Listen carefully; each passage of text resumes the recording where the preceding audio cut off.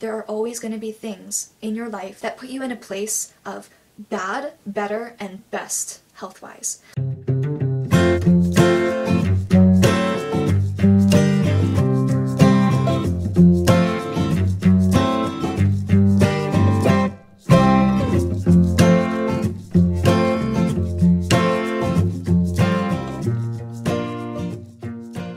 Hey guys, welcome to another episode of Earthling Weight Loss. Thank you for tuning in.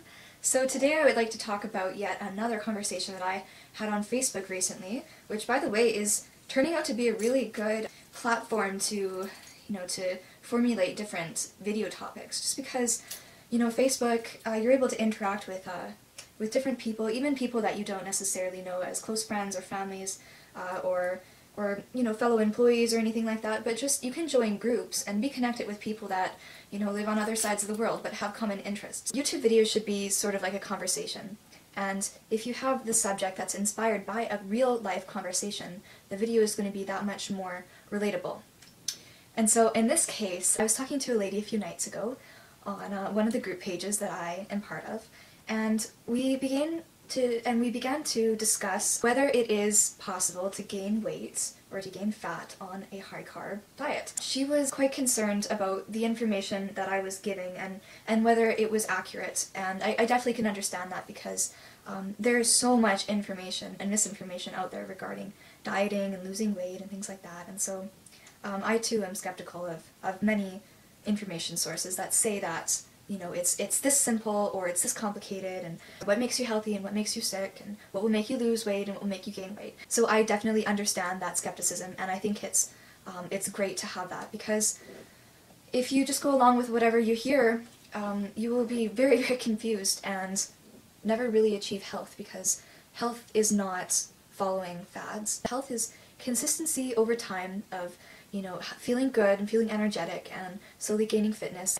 in whatever, regardless of whether you have a specific exercise, but just being better adapted to your own lifestyle. And diet can help you achieve this. And so back to this conversation, I can understand where you're coming from.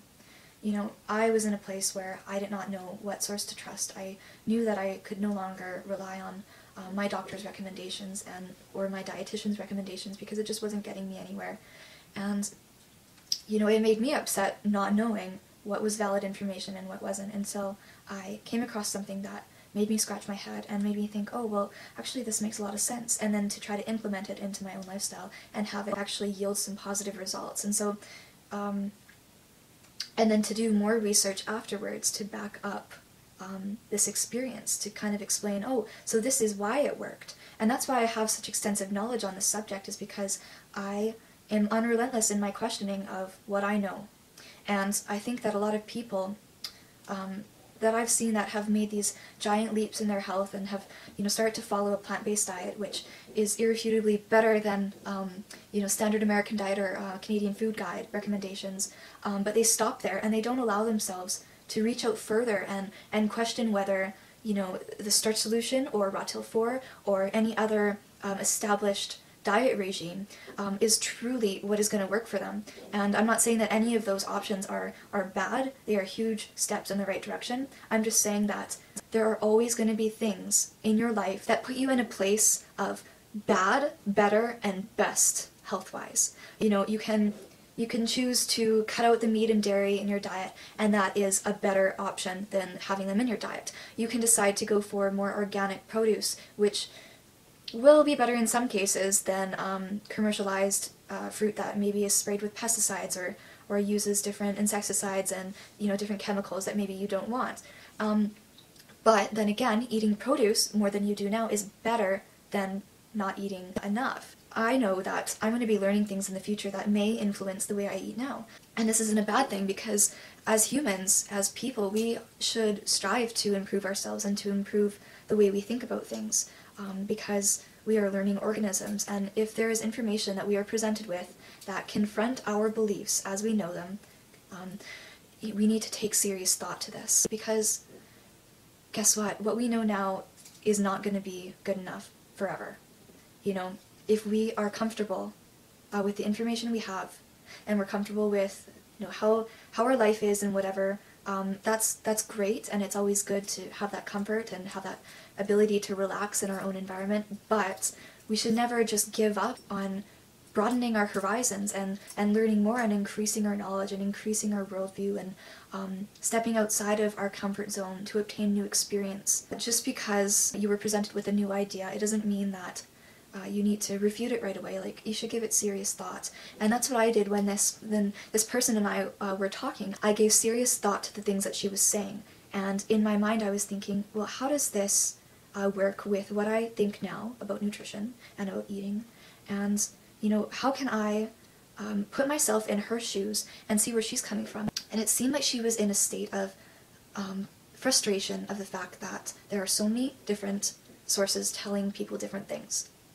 And I really sensed that frustration from her, and I think that was one of the main reasons why we continued to go back and forth like that. It's just because those emotions were coming into play, and that is completely fine. That is a normal human emotional reaction. There are people that are just sick and tired of being told so many different things, and that is one of the main motivators of me trying to get out information that actually works.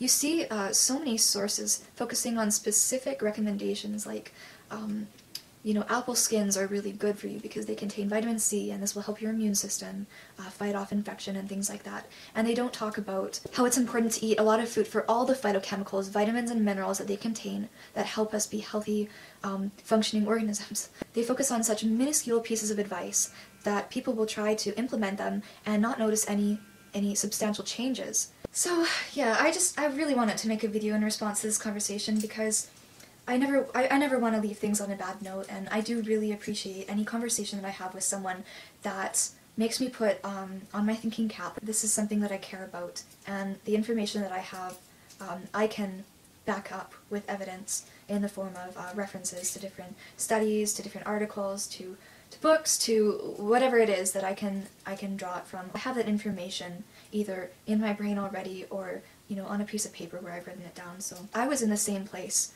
just a few months ago, like even just a year ago, right? I knew nothing about this, and all of a sudden I read every day for hours and hours a day, and this information has come quickly because I've, you know, learned it intensely, but I still was in your place a few months ago thinking, that's crazy, unlimited calories, that is impossible, this cannot work for me. And then I ended up trying it, and then ended up doing a whole bunch of research, and it turns out that it is possible, and that's what I want to get across. So although this reply was posted underneath my, you know, why carbs don't make you fat video, I realized that perhaps more explanation is needed in order to really break down why some macronutrients are not able to be consumed in excess aside from carbohydrates. Because that's really the main point that I wanted to get across in that video, is that you have 3 macronutrients in your food: fat, protein, and carbohydrates, and carbohydrates is the only one that can be eaten in excess without, you know, health repercussions. The other 2, dietary fat and protein, do have consequences if consumed in excess. So I think I'm going to be making more videos now on what happens when excess protein is consumed, and what happens when fat is consumed. I'm not just giving special treatment to carbohydrates for no reason. Like, there is a reason why. If you have any ideas for video topics you'd like me to cover, or any questions that have come up that you'd like to ask, and I will be sure to make a separate video answering those questions or concerns. Once again, thank you so much for tuning in, I really appreciate it. Have an abundant day, Earthlings, and I'll see you next video.